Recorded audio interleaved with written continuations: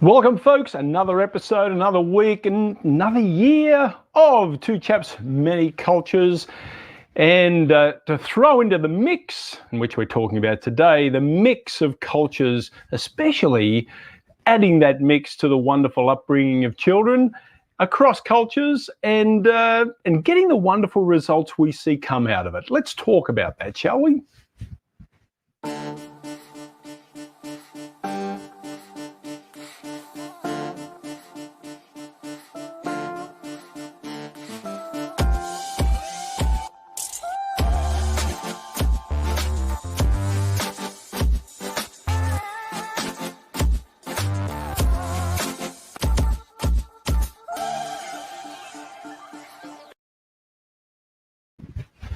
Good morning to everybody. Two Chaps, Many Cultures, episode, what is it? I forgot the number. 120 something. 126, I guess. It is 126, yes, absolutely. How are you doing, mate?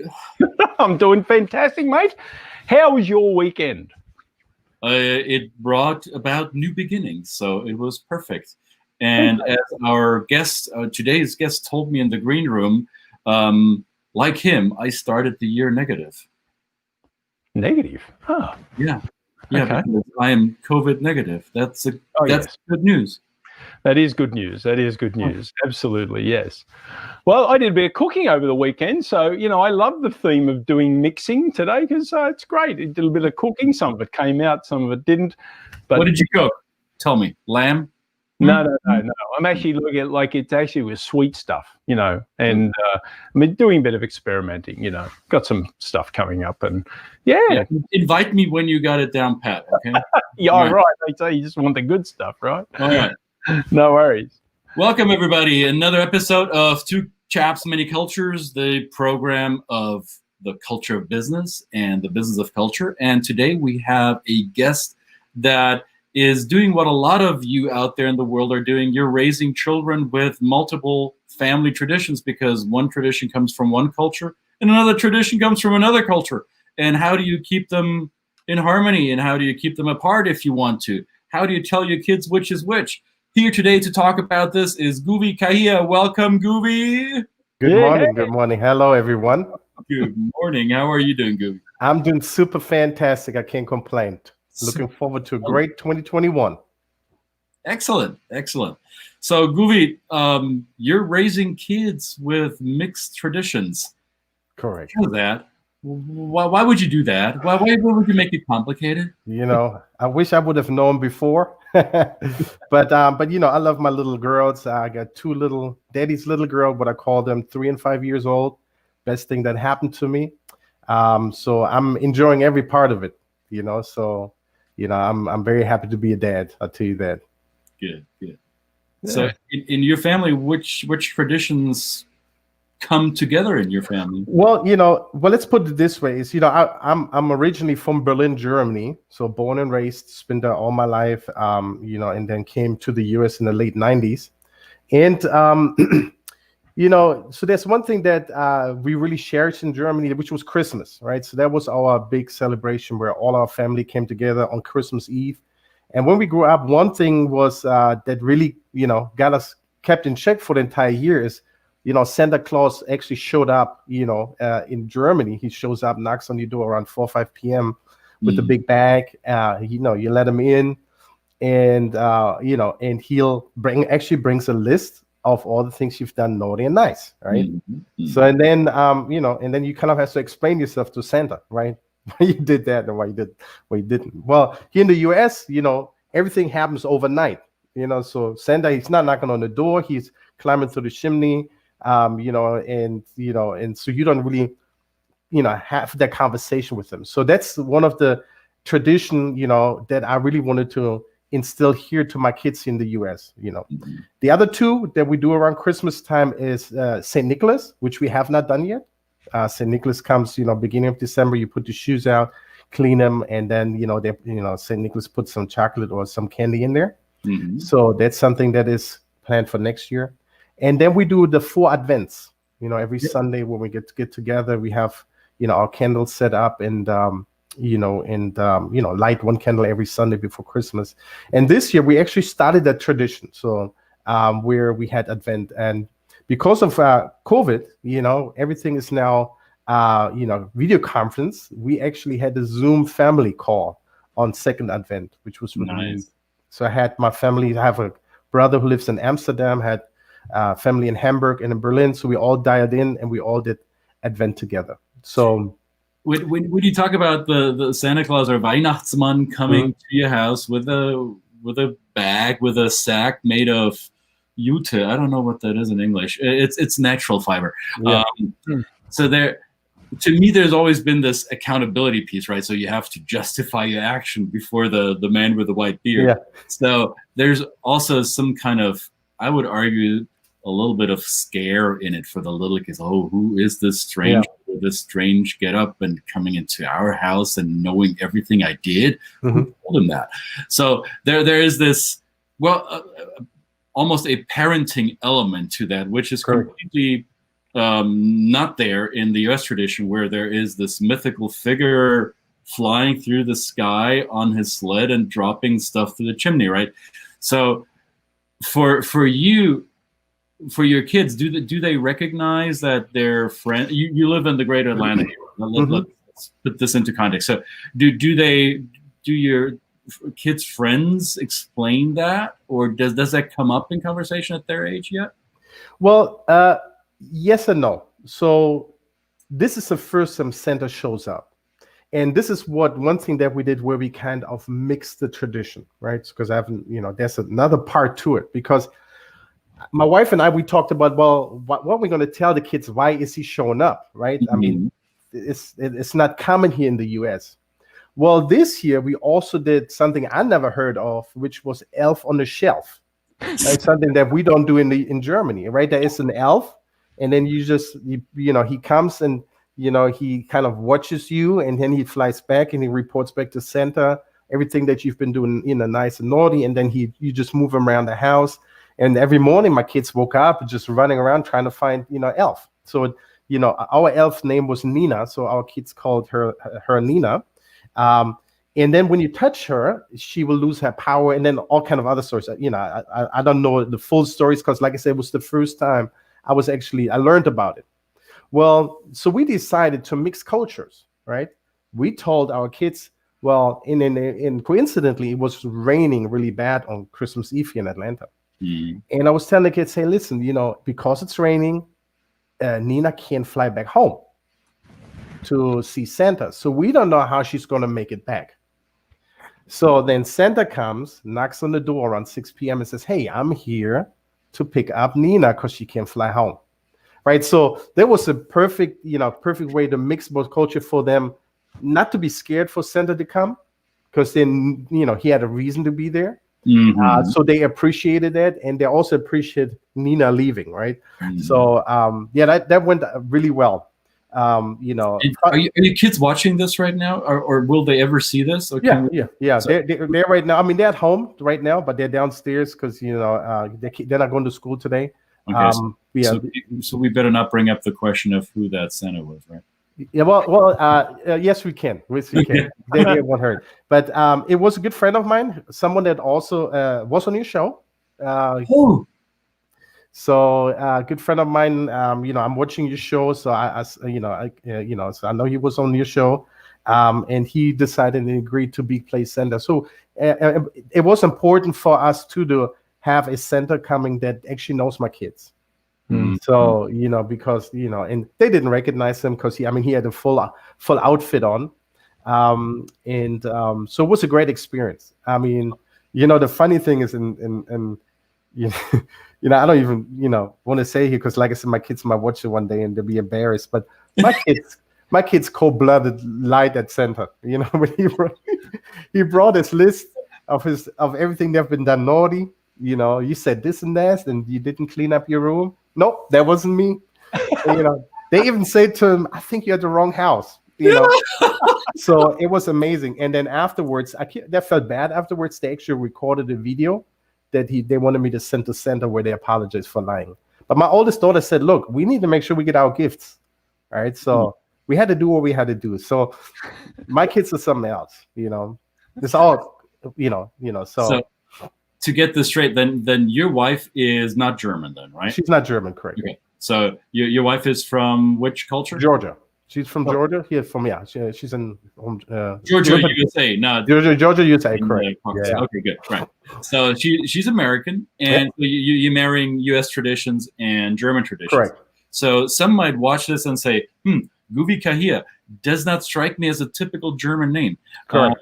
So where does the Germanness come in? So again, my dad was actually from Namibia, Southwest Africa, and then escaped during the apartheid, became an engineer, got an engineering degree in Krakow, and then moved to Germany, worked for Siemens, and then where he met my mother, who was a nurse at that time, got married, had kids, and all of us got African names. So my brother, my sister, we all have African names that also have a meaning. So there's a kind of a tradition. So my daughters, they don't have an African first name, but all of them have an African middle name. So to keep that tradition up. So I have a cousin that I call in Namibia, and she actually picks the names. I picked the name for my kids. Oh, cool. Yeah. So so we always had someone picking according to the African tradition. So so they have a Western, I will call it. It's actually a Latin name. Estella and Emilia are their first names, but they all have African middle names with all the meaning behind it. So again, mixing different traditions, right? Correct. So that's kind of what I took from my father's side, growing up, right? That all of our kids have that Namibian connection with a Herero name, which is the ethnic group my father is from. Mm-hmm. Now, Brett knows a little bit about Krakow, right? So how long did your dad spend in Krakow, Nguvi? It was before I was born, so I'm not sure exactly. But he went to university there, and then just when he finished, he moved to. I still have my father. Unfortunately, passed a while ago, but I still have his documents. So I have his university degree downstairs, and so that's kind of how I followed his steps. When I did my African research on my African side of the family, right? Because I wanted to learn more about my African identity. So that's when I followed his steps back from Namibia to Germany. So that's kind of a self-directed inquiry, right? You've taken that and you've gone, I've got this heritage. I've got this wonderful heritage I know that I'm connected to. How much of that, I know you did your own research, but how much did he bring it into your lives growing up? That would be my question. Or was it, we work with people that said, I have this heritage, but our parents or grandparents never really made us a part of that because they thought, well, we're not really in it. So yeah. Very good question. Yeah, I appreciate that question. So it was kind of difficult at the beginning, and my mother explained to me also at that point. My father was very intelligent, a very smart guy, and he was a linguist. So he was able to speak many languages. One language that he was not fluent in was German. So when he moved to Germany, he worked for Siemens. He was an engineer for Siemens. He had to improve his German. So my mother was kind of his, his teacher's force to help him speak German. And so when we all grew up together, we were trying to, to speak German with him, so that also he becomes more fluent in German. So he spoke already, but was one of the goals to have her speak German. So unfortunately, we didn't speak any foreign language at home when I grew up, right? So we did speak some English. Excuse me, we did speak some English, but we didn't really speak any foreign language. So my English that I speak today was learned, of course, a little bit at home, but mainly, then later on when I came to the US. So that was one, piece that kind of I want to change with my kids, right? I want my kids and Christian, with having kids as well, how beneficial it is for a person to start a foreign language very young, so, and not just the language piece of it, but also the cultural part of it, right? It's you can speak English, but if you don't understand the English of a particular culture or nationality you converse in or spend time in, it really doesn't do any good, right? There is a certain way how Americans speak English and how the language affects the culture versus in England, Australia, or even Canada, right? Right. So my goal was from the beginning to allow now my kids to speak foreign language. We did. My father was there, and he told us a lot about Namibia. At this point, Brett, it was that Namibia was still under apartheid until the late 80s. So my father wasn't able to return back home during that time. So we had never the chance to actually go visit Namibia. In which kind of our father was the only bridge to that foreign country without never being there. And now bringing this back to something Chris and I talked earlier is, so I am a German, grown up in Germany with an African name, but I speak fluent German with a Berlin accent, Yes, I can attest to that. So, I got the Berliner Schnauze, like we say in Germany. So I grew up like a normal German kid. I've never been anywhere else, growing up. I only had an African father who was in my life, but I've never been to Africa. But every time someone asked me where I was from, I said, well, I'm from Germany. And then they said, no, where you're really from? And then I always had to claim a country that I've never visited. And suddenly I became the African. So, we were always culturally, historically, and socially disconnected from the German culture growing up because we were never 100% accepted because there was always that African factor in there that they saw before everything else, even though there was only a minimum of us, that's the color and the name, that associated us to Africa, and of course my father. So that's something that growing up was very difficult, whatever you want to call it, or different, I would call it rather, because it was difficult, but it was rather different, and I would have had it a different way, because that's the person I became today. But this is also one thing that I want to instill in my kids, right? So that they are comfortable and understand who they are and identify themselves with what they are. Here's a fun part, because we talked about this in the green room a little bit, and I want you to expand on that. I'm just going to trigger it a little bit. So for many people that you met growing up as a young Berliner, people associated by looking at your name and your skin color that you say you're German, but there's got to be something else to it because name and because color, right? So that there's that disconnect that a lot of people have in their cognitive experience. Now, for most Germans, that means to be German means to look like Brett and I, right? And we have a name with an umlaut in it, so I qualify 100%. So your kids, you told me your kids when you guys grew up, or when the kids grew up, that they associated being German with something else, right? So what was that? So so I have a sister. I actually have 3 sisters, and I have a brother. So they're all mixed, right? They all look like me, a little bit lighter, a little bit darker, depending on the day of the month of the year, right? So but they all have an African look to them, and some of them have kids as well, and even their kids, although some of them have married whites, turned out much lighter than my kids or us, but they still have something in it. So for my kids, the only 2 non-black in our family are actually my grandmother Uma and her sister, and then of course the husbands of my sisters. But when most of the time when we're on these conference calls, or they see each other, or we're looking at pictures, growing up, they always see black faces. So and I always made sure that my kids understand that these people live in Germany, which you are part of, right? So that's where our educational piece come in. So we have a bunch of pictures hanging in their playrooms in the other room with all of them in there. We have a little puzzle game, so they understand these are part of their family. And also, of course, my wife, she's African American.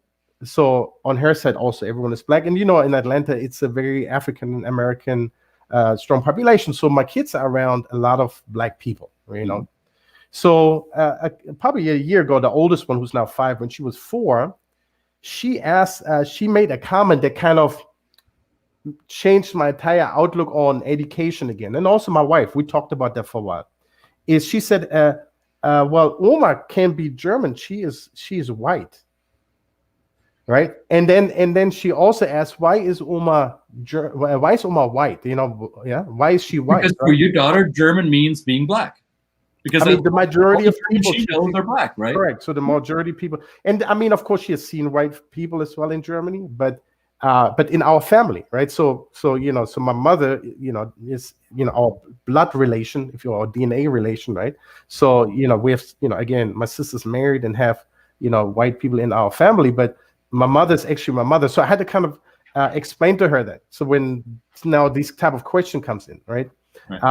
Which I never really thought of at the beginning, because, you know, and although I should have thought of it, because that's kind of my identity, you know, challenge I had to go through, kind of understanding that, you know, I'm black and white, and both, you know, although I'm not seeing as white, but, you know, so, and now I have to kind of, you know, trying to explain to my daughter that, yeah, you have a, you know, white Oma, you know, and they are, you know, and we have there a lot of white people in Germany and so on and so forth. But it was kind of what the Oma is. Oma is the German word for grandmother. Yes. Sorry about that. Yeah. So because we have grandma. These are all my wife's. Of course, right. And then we have do the Oma. same in our family. It's hilarious. Yeah. So here's Margaret. She was on our program. She lives in Poland, and she's Polish Nigerian, and she can totally relate to the question, "Where are you really from?" And you must be something else too. Says, Nguvi, thank you for sharing your insights, passing your mixed cultural identity and experiences to your children. Happy New Year. Thank you, Margaret. Thank you, Dr. Margaret. Margaret. Thank you. Yeah, Brett speaks Polish. Yeah, that's how I let him show off once in a while. I can't speak German. I got to do something. Right. And here's it shows me a LinkedIn user. I guess LinkedIn user is anonymous for now. My partner is Swiss German. His biological father is a black American, but was raised by 2 white parents in Switzerland. I'm a blank woman born and raised in the United States with a German last name. It gets really interesting. Yeah, I can see that. Yes. It does get that. You know, so, and, you know, Christian, one thing is, and one thing I like about America when it comes to that, right, especially for my kids, is when someone asks my kids here, you know, even with a funny name, right? They have, because if you think about it, my daughter is, well, I wouldn't call it funny. I think it's a very beautiful name, but, you know, it's Estela Nguvi Kahiha, and then it's Emilia Nguvi Kahiha. So even if they, you know, have a non-American name, and they ask me, hey, where are you from? And my sister and my kids say, we're from Atlanta, Georgia. The question ends. There's no other questions anymore. You know, that's it. So they don't have to explain themselves why they have a different sounding name. Yeah. You know, so and also for me, looking at, you know, in probably a lot of, you know, blacks who lived in Germany and moved to the US can relate to that as well, is, you know, I kind of, you know, if I just standing among people, I fit in, right? So, you know, as long as I don't have to say anything, you hear my accent or you see my name, I would fit in. No one would ask me, you know, he's different, right? Whereas in Germany, you always had that, you know, that explanation to do, you know. That's the next question I have, Nguvi, because the whole racial inequality question that bubbled up to new heights in 2020 also reached Germany with a vengeance, I'd say stronger than ever I remember. So do you feel that being black in Germany has been changing? Or when you go back to Germany to have interactions with your German counterparts, do you feel that there's a different perception now than there was when you grew up? Yeah, definitely. So especially when I go to Berlin. So Berlin always has been a very multicultural city itself because of the allies that has been there. So I was there when the Berlin Wall came down. So I've seen it before the wall, and then I've seen Berlin after the wall. And there was also a transition because before you had your sector. So you were an American, okay, that makes sense. You know, this makes sense. Now it's a huge melting pot where you see all kind of cultures, you know, mixed together. I go to Berlin maybe 4 times a year. So every time I'm there, I can tell it is a different city where you just see more black people walking down the street. And even if I walk by other people, they just don't turn around anymore and look at me. Right. So when I go into a store, this is one of the big differences I've realized is when I go to a store, they don't speak English to me. They actually speak German. So whereas back in the days, automatically everyone spoke English with me. Because they assumed they had to speak another language with you. Yeah, and imagine I had I had really bad English back, when I was a teenager, and I had to trying to have a conversation with another German in English, So and this has changed. I think that Germany, especially Berlin, I can speak of everyone, and I'm not there, on a regular basis. I can only speak from my experience when I'm home. That it definitely has changed. It has definitely changed to a more multicultural outlook on people. Right. Now, Go ahead, Brett. Oh, I just wanted to have a quick question about the language. So how are you, or what languages are you teaching your children? Obviously, is German the language? Is that the language you speak at home? Do you do one parent, one language? What's the practice that you do in that? So, they say it's very easy. Just speak German to your kids, right? I tell you, this is one of the most underestimated, I totally, had no idea how difficult it is. Out of several reasons. Number one is that my wife, she doesn't speak German, right? So she only speaks English, right? And my wife, she's an educator. So she's a social worker. She knows about educating kids. She's very good at it. So she has, she really takes on the educational part of the home. She put it as on me to teach them German. So, there's a lot of patience you have to put in there. I mean, I have all the books. My kids can count to 10, even to 20, 30 in German. They understand certain commands, come here and essen, Hände waschen, but I had no idea how difficult it actually is. And especially when the kids suddenly tell you, say, no, Dad, no Deutsch, English, please. So, because for them, they have to kind of, kind of have to, they're the one that have to do the switch in their brain, and it could be difficult, right? So I started out good at the beginning when they were younger, and then I kind of slacked a little bit, and also is because I do work a lot, so I'm on travel all the time. I'm out of the country, out of the city. I do real estate in Atlanta, so I work on weekends. So it's really hard for me, just to be home enough to really take the time and sit down hours. We do have German books, we do have German music, we do have watched German films, but it's just not sticking as good as I wish it would. But Christian, you probably have that experience too, right? Well, Brett has it too. Brett's daughter grows up speaking Polish and English, and my girls grew up speaking German and English. Well, we have an advantage here, I think, Nguvi, in the Chicago area for the Polish language, is that it is the largest diaspora outside of Poland, or one of the largest diasporas. So our daughter goes to a Polish school. She does science, English, math, all these kind of, not English, so science, math, all these kind of things, history in Polish, So, I speak, a decent amount of it now. So it's basically, we do it at home. But we have this outside community, like the grocery store. That really helps. If you have a social network, if you have a social network that supports the language acquisition, that is critical. So if you're the only one, if you're the only warrior, the only German warrior in your network, that'll make it hard for you, and it gets discouraging quickly. My advice would be, though, don't stop, don't give up. Because they retain more than you think they do. Yeah, and we in Atlanta, we do have several schools, Brad, like you probably have in the Chicago area, that teach German. We have a German-speaking church. We have the Goethe Institute.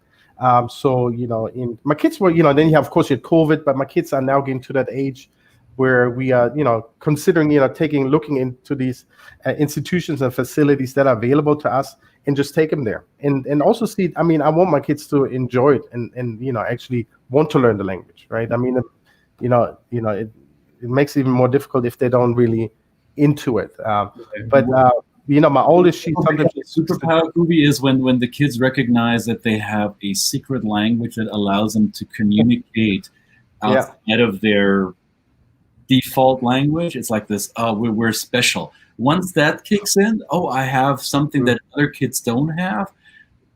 Watch what happens.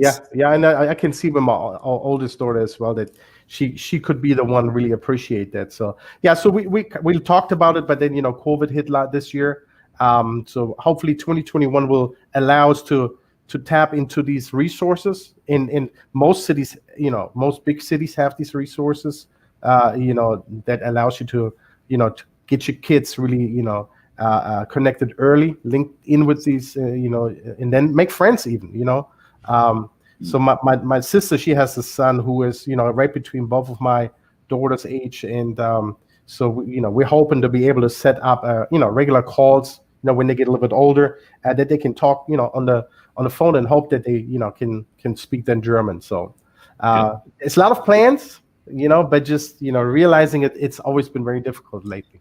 So I have another tradition question. So in Germany, in most families in Germany that I'm familiar with, the Christmas tree stays up until January 6th, the day of Epiphany, and then the three wise men, the three kings come, and that's when we kick out the tree. At least that's how we do it in our family still. That's how I was brought up. How do you do it in your family, Nguvi? Yeah, so we normally we do it. We actually took it down this weekend, just because we had some time available, and we had a relatively larger tree that we normally have. So it took a while to take this down, and we have a couple of busy weekends coming up. So we decided to do it this weekend.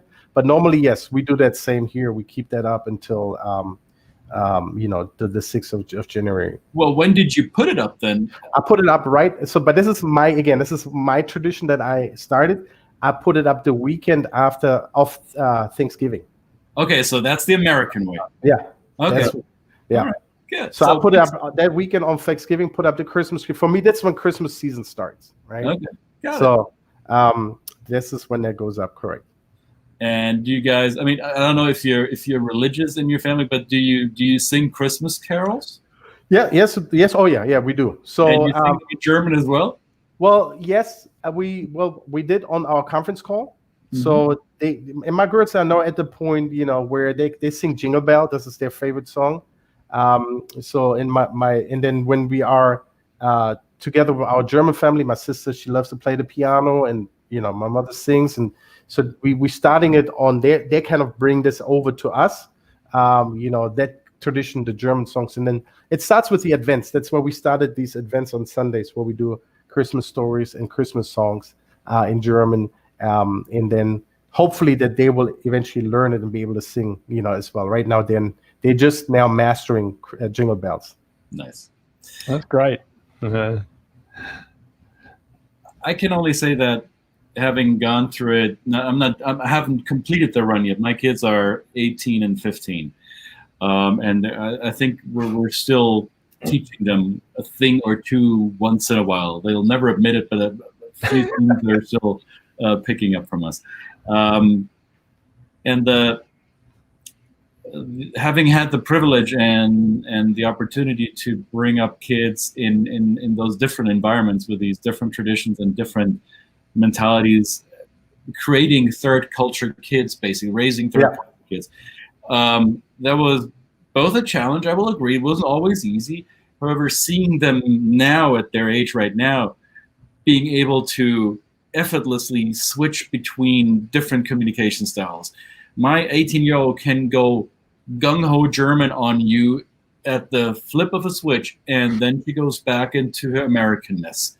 Whatever that, I'm saying her Americanness. It's not the Americanness, it's her interpretation of it. But seeing them being able to switch between the two without even thinking about it fills me with joy, because I remember when I had to do it and I failed miserably because I was so conscious while doing it or attempting to do it, and they just do it. And it's the same for Emily, Brett's daughter.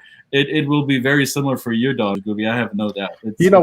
What I'm interested to see is also the cultural piece of it, right? So we German, we're very you either do it or you don't, right? So it's either black or white, so we're very, it's 8:00, it's not 8:01, 7:59, it's 8:00, right? We're very, there's that typical German correctness, that on timeness. So and sometimes still in me, right? And I always say, people say I have hard edges, but I say, well, no, I'm just German, so you either do it or you don't. I mean, I don't understand when you say I might do it. I don't understand what that means, right? So you do it or you don't. So and sometimes I still have that very strong, right? So I wonder how my kids will turn out, because I'm with my kids that the same way, right? So this, when the German comes through sometimes, where it's either yes or no, there's no real gray zone in between. So I'm interested to see how much they actually take from that German culture of mine, and also kind of then mix it with the American way of thinking. So that's going to be interesting to see when they grow up. We have a witness here who knows you and your wife and the kids, and Trevor says you're doing a good job at balancing it in your household. I wonder if he may have a red coat in his closet. I wonder if and a white beard. Maybe he does. Yes. He should. And I tell you, he did a great job. So if anyone's looking for a Santa Claus, reach out to Trevor. He did an amazing job with my kids. So Nguvi, I have a question. You said about the culture, and you said about your style, the hard edge, right? The hard edge style. So what do you say? I mean, and you're in real estate, which is, I guess, an ostensibly a relationship-based business. You're building a network. You're building connections. This is really what I know. I don't do real estate, but I think that this is part of the success. So people from the outside of the US have this perception of the South of the US being very friendly, right? Very friendly and open. A lot of that comes from the African American experience, a community, this sense of community, a sense of connection. And you come along who looks like somebody from the outside who could be in that African American community, but you come along with this very kind of rigid, maybe sharp-edged kind of approach to life and business. How do you navigate that in your professional life? To me, that's an interesting question. Yeah, so a very good point. I did have an advantage growing up very multicultural in Germany already. So, I went through the German school system, and I think this is where you learn it, right? Okay. Especially when you go up in 70s, 80s, up to the 90s. If you go to school in Germany, it's one of the best education I've ever, and I've been to different schools, but going to school in Germany was one of the best education, just from learning discipline and so on and so forth. I've been through. So, but then again, even growing up in Berlin, I was surrounded by a multicultural environment, right? So through my father's side, so I kind of learned from the beginning, how to manage both, and how to apply which side. And then, of course, when I came to the US, I didn't move to the South first. I was in the Midwest several years before I came here, and I've been, I worked in sales, business development, in corporate America for 10 plus years before I came to Atlanta. I already kind of understood, the idea on how to do business, how important relationships are. I also lived 3 years in France, where I had my own consulting business, and I kind of had to, everything was built on relationships there as well. So something I've learned early on, in order for me to accomplish what I needed to accomplish. So, I think, because of my job and because of my career and where I did it, helped me to overcome that. That's great. Okay, then let me ask that question again with a little more pointedness, Zuspitz, would say in German. This is a good cop, bad cop type. Yeah. So in Black Mecca, also known as Atlanta, are you seen as one of the brothers because of your skin color, or do they say, "Oh, okay, that's Nguvi. He's the other kind of black"? That's a good question, and I can't really 100% answer that. And I think it's from individual to individual differently, right? So I think that one comment I've heard, not as much in Atlanta, where maybe in the Midwest more often, is, "Hey, you're not black, you're German," right? And I know what they were trying to say, although they were using just the wrong terminology for it. They were pretty much saying you're not African American, you don't have the same history we have. Your history is from Germany. So I've experienced it, but I also have to say that especially in Atlanta is the people is, especially if we talk about African Americans, they looked at me as an individual and they accepted me or did not accept me as an individual, right? So I've never felt like I was not part of them, because they just accepted me as who I was and what I was with the knowledge of, I might have a different background, and it might have helped. I don't know. In some circumstances, it was a disadvantage, but I stopped thinking about it because that's exactly the issue I had in Germany, trying to understand, well, what do they see me as, right? So I just want them to see me as Nguvi, as Nguvi that is German, and just leaving out that entire, generalization, of it, saying, hey, let's put them into a box. Yeah, and it's funny because you said they told you you're not black, you're German. I had a similar experience here in Atlanta with my black friends, and they after a while, after they get to know me, they say, well, you're not white, you're German. Yeah, so they don't see me as a white American. Correct. So it's I think you and I were both seen as outsiders who don't have American baggage. We have our own baggage respectively wherever we come from, but the Americans that I hang out with, mainly the black Americans that I hang out with, they don't see me as a white American. They see me as, white guy, but he's German. Yeah, that's correct. So that's kind of, and they're kind of accepting you as whatever you are made of, right? So they're not saying, well, Christian, he's German, right? He said, no, that's Christian who happened to be German, right? Yeah. So, and who happened to be white. So, and this is actually also another thing that I had a discussion with someone else, kind of when we talk about different culture, race, and so on and so forth. The topic of, I hear the topic a lot is calling colorblind, or I don't see color, right? Which, what in a way they were saying, hey, we're just very open. We are, we don't make a difference between so and so. But I do actually teach and trying to raise my kids not to be colorblind and to see color, because that is what what people are made of, right? So if I see someone that happened to be, Native American, right? I need to understand that. I want to know that because it helps me to understand that person. Because I see it with myself is if I understand my background, I might have a better understanding of why I do certain things a certain way, why I'm thinking, and so on and so forth. So it's very important for my kids to see that too, is if they see an individual who happened to be white, like my grandmother or their Oma, or if they see an Native American, or if they see, I don't know, whatever you can think of, that they understand there is a reason why, and they should appreciate it and accept it, right? So that's part of our education too, is just don't call it colorblind or I don't see colors. No, understand it and embrace it. Yeah, I'm fully with you on that. Awesome. This was a good start in the week, I would say. I love our conversation here. This is great. Thanks for taking time, Nguvi. And I mean, I have no skin in your game, but I would plead to you, keep it up with the German with your girls. Yeah, trust me, it'll do some magic. Here they are, by the way. Can you holler? Look at that. Nice.